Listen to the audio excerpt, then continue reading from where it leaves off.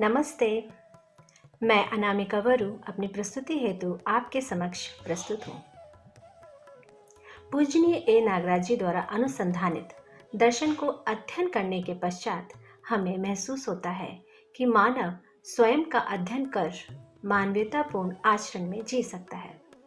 मानवीयतापूर्ण आचरण में जीने से मानवीय व्यवस्था स्थापित होगी। मानवीय व्यवस्था यानी समाधान, समृद्धि, अभय, सह अस्तित्व की परंपरा हेतु मानवीयता का पाठ पीढ़ी से पीढ़ी अध्ययन गम्य होने की आवश्यकता है। यह बात समझ आने पर हमने अपनी संतान को मानवीय शिक्षा प्रदान करेंगे, यह तय किया। इस दृढ़ निश्चय के बाद हमने अपनी बिटिया को प्रचलित विद्यालयों में ना भेजकर संस्थान परिसर में ही पढ़ाना प्रारंभ किया। फिर हमारी तरह और भी परिवारों की आवश्यकता बनने लगी और इस मानवीय शिक्षा की आवश्यकता को बनता देख श्रद्धेय बाबा जी ने अभिभावक विद्यालय के स्वरूप प्रारूप को प्रस्तुत किया। इसकी स्थापना की जिम्मेदारी जिन लोगों को दी उनमें से मैं एक रही। इसके पश्चात विद्यालय की विधि व्यवस्था तैयार करने के लिए लगातार बाबा जी के साथ मेरा चर्चाओं का निर्देशों का क्रम प्रारंभ हुआ। बाबा जी ने हमें हर बात के लिए निर्देश दिए। उसमें से पाठ्यक्रम के लिए जो निर्देश मिले उस भाग को मैं रखूंगी। बाबा जी ने मुख्यतः प्री प्राइमरी के पाठ्यक्रम के लिए निर्देश दिए। प्री प्राइमरी में संस्कारों की स्थापना कैसे हो, इसके लिए उन्होंने हमें 4 बिंदु बताए। पहला संबोधन, दूसरा सहयोग, तीसरा आज्ञा पालन, चौथा नियंत्रण। जिसमें पहला है संबोधन। संबोधन के लिए उन्होंने कहा कि हर व्यक्ति किसी संबंध के साथ ही होता है। उस संबंध को पहचान कर उस व्यक्ति को सिर्फ नाम से न बुलाकर संबोधन पूर्वक बुलाया जाए और साथ में जी और आप भी लगाया जाए, जैसे मम्मी जी, पापा जी, अध्यापिका जी, बेटा जी।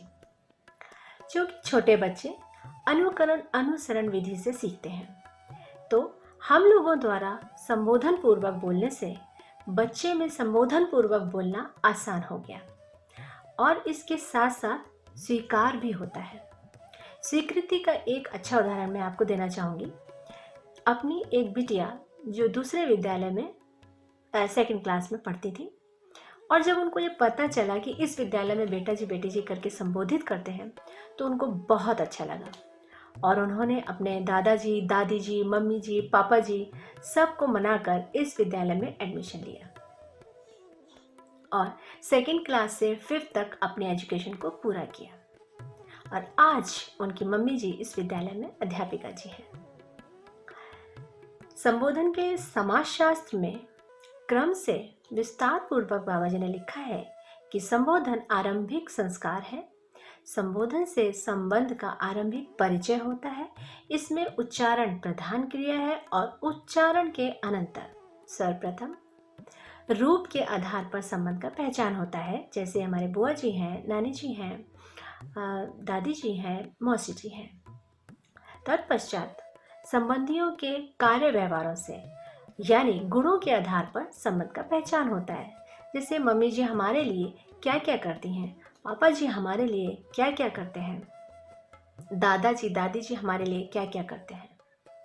इस प्रकार संबंधियों के अच्छे कार्य व्यवहारों को बताकर 2 बातें होती हैं। एक तो बच्चे के साथ सार्थक संवाद होता है, दूसरा संबंधियों के प्रति कृतज्ञता के भाव की पृष्ठभूमि तैयार होती है।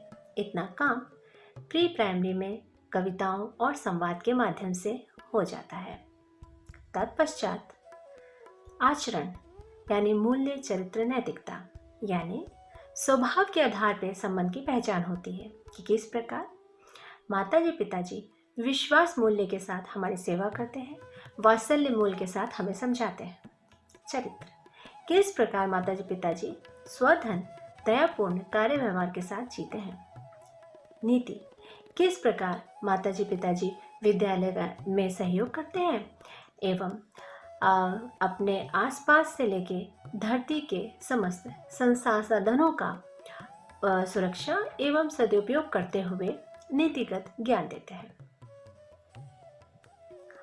इसके बाद संबंध का पहचान धर्म के आधार पर होता है। इसमें सभी संबंध व्यवस्था के अर्थ में है, इसका बोध होता है। फलस्वरूप क्रम से विचार, इच्छा, चिंतन, बोध और अनुभव में प्रमाणित होना पाया जाता है। जैसे कि संबोधन की परिभाषा है, पूर्णता के अर्थ में सत्यबोध कराना, यानी जो बालक सत्यवक्ता होता है यहाँ से अपनी यात्रा को शुरू करता है और क्रियापूर्णता आचरण पूर्णता को प्राप्त करते हुए सत्यबोध तक पहुंचता है, एक गुरु के माध्यम से। दूसरा बिंदु है सहयोग। सहयोग कार्य के लिए भी होता है, सहयोग व्यवहार के लिए भी होता है। मानव संतान सही कार्य व्यवहार करने का इच्छुक होता है। इस इच्छा को पूर्ण करने के लिए जन्म से ही अनुकरण अनुसरण प्रवृत्ति के रूप में प्रयासरत दिखाई देता है। वह जिन कार्यों का अनुकरण अनुसरण करता है उनको सही मानकर ही करता है। इसी के साथ सहयोग एवं आज्ञा पालन प्रवृत्ति बच्चों में प्रकारांतर से देखने को मिलती है। इसी प्रवृत्ति के माध्यम से बच्चे में अनुकरित कार्यों को प्रमाणित करने का सिलसिला दिखाई देता है। बच्चा सुनना, उठना, बैठना, बोलना, चलना ये सब का अनुकरण तो करता ही है, साथ में घर में साफ सफाई होना, घर में खाना बनना, कार्य व्यवहार होना, उत्पादन होना, शिक्षा का कार्य होना, गौपालन होना, इन सभी चीज़ों को भी देखता है। और जैसे ही उसको लगता है कि मैं भी ये सब कर सकता हूँ, वह सभी के पीछे पीछे सहयोग करने के लिए तत्पर दिखाई देता है। ये बात अलग है कि हम उसका सहयोग लेते कितना है। मैं विद्यालय में जिन बच्चों को शुरुआत में गोदी में उठाकर क्लासरूम तक ले जाती थी, वही बच्चे कुछ दिन बाद मेरी उंगली पकड़ के क्लासरूम तक ले जाते हैं। जिन बच्चों का मैं बैग और बॉटल उठा के ले जाती हूँ, वही बच्चे कुछ दिन बाद मेरा बैग बॉटल उठा के ले जाते हैं। यहाँ तक कि वो चौक के टुकड़े अपने पास रखते थे कि मेरा लिखते लिखते चौक खत्म होने पर मुझे दूसरे रूम में लेने के लिए जाना ना पड़े। जिस प्रकार बालक विद्यालय से घर खुश होकर जाता है, यदि वही बालक विद्यालय खुश होकर आता है तो ये उसका सहयोग है। इस प्रकार एक लंबी लिस्ट है बच्चे की। हम हर कदम पे देख सकते हैं बच्चे की सहयोग की प्रवृत्ति को।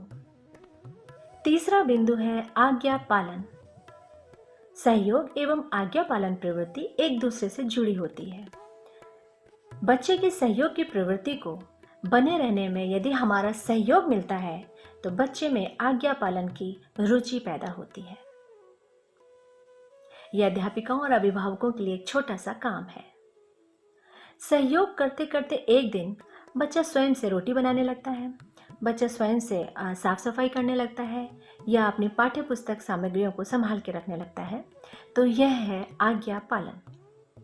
जो पाठ बच्चे को पढ़ाया जाता है उसको वह याद रख पाता है बिना भय प्रलोभन के, तो यह है आज्ञा पालन। यथार्थता, वास्तविकता, सत्यता का क्रम से पालन का निर्देश है आज्ञा, और विद्यार्थी इसको समझता है तो यह है आज्ञा पालन। जागृत मानव में से के लिए संतान में 5 से 10 वर्ष की आयु में अनुसरण, सहयोग प्रवृत्ति, सहज दृष्टि बराबर आज्ञा पालन। इसी यथार्थता, वास्तविकता, सत्यता को 10 से 15 वर्ष की आयु में विद्यार्थी समझता है तो स्वयं, माता पिता, परिवार के साथ विद्यालय, पड़ोस, गांव, मोहल्ले में सही कार्य व्यवहार के साथ जीता है।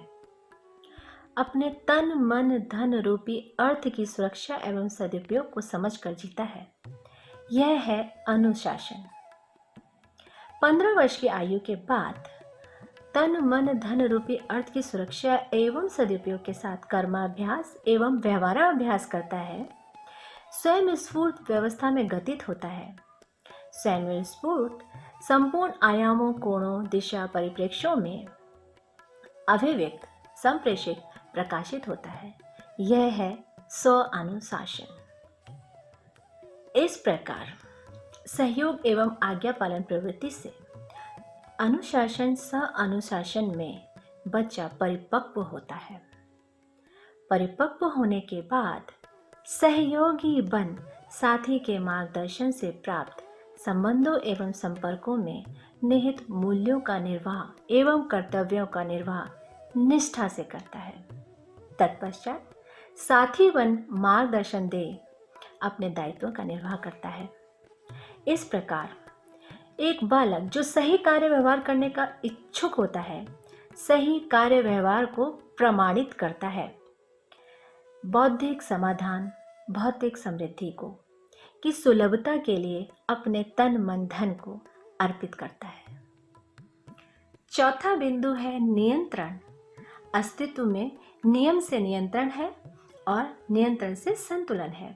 मानव में न्याय से नियंत्रण है। एक बालक जो न्याय का याचक होता है, अभिभावकों के भरोसे, यदि उसको न्यायपूर्ण व्यवहार मिलता है तो वह व्यवहार उसे स्वीकृत होता है और वह व्यक्ति भी उसे स्वीकार होता है। इस प्रकार स्वीकृति से नियंत्रण, अस्वीकृति से अनियंत्रण यानी मनमानी।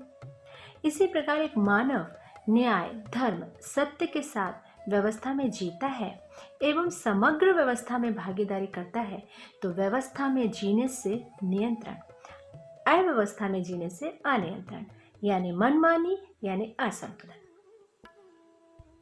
जैसे परिवार एक व्यवस्था है, विद्यालय भी व्यवस्था है और हर व्यवस्था में कुछ निश्चित विधियां होती हैं।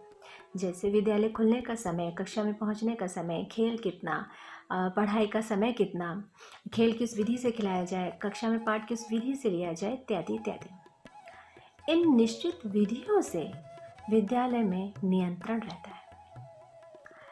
इस प्रकार यदि न्याय, धर्म, सत्य की दृष्टि से शिक्षा प्रदान की जा रही है तो जो बालक न्याय का याचक है, शिक्षा पूर्ण होने के बाद न्याय प्रदायक क्षमता से संपन्न होता है।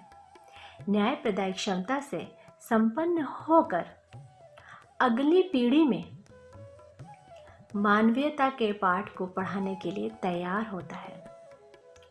इस प्रकार पीढ़ी से पीढ़ी मानवीयता का पाठ का अध्ययन होता है और मानवीय परंपरा बनती है।